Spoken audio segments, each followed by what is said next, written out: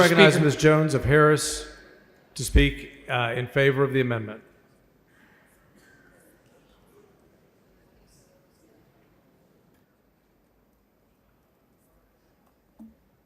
Ms. Toth, for what purpose? Mr. Speaker, will the gentlelady yield? Not till I finish saying what I have to say. Not at this time. Thank you. Mr. Speaker, members, I rise today to speak in support of Amendment 22 because this amendment is about facts, lives, and doing what's right. I will not be distracted by talking about fraud. This is about expanding Medicaid. Fact, Texas is only one of 10 states in the entire country that still refuses to expand Medicaid. Fact, because of that refusal, Texas leads the nation in uninsured adults. Fact, we also have the highest rate of uninsured children in the United States. Fact, more than 1 million Texans fall into the coverage gap. They work hard, they pay taxes, and they still can't afford health care. Fact, expanding Medicaid would bring an estimated $10 billion, with a B, dollars a year in federal funding back to Texas, money we've already paid. Fact, that money would go towards covering the most vulnerable among us, pregnant women, children, people with disabilities, and working families. Fact, we're not saving money by refusing to expand. We're just shifting the costs to counties, hospitals, and the people themselves. Fact, meanwhile, other states are using that same federal money to save lives. Fact, rural hospitals in Texas are closing. Fact, Medicaid expansion could keep them open.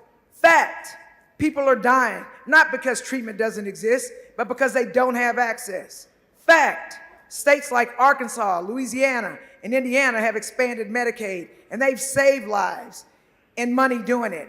Fact, Texas is not, and we are failing our people as a result. Fact, we say we're pro-life, but denying health care is not pro-life.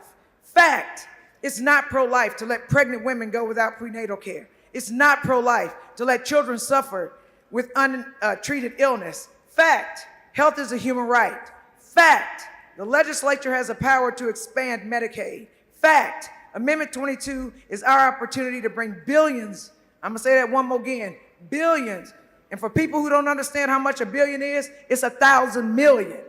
Because some people don't understand that. To bring back billions to Texas, protect our communities, and finally take care of our people.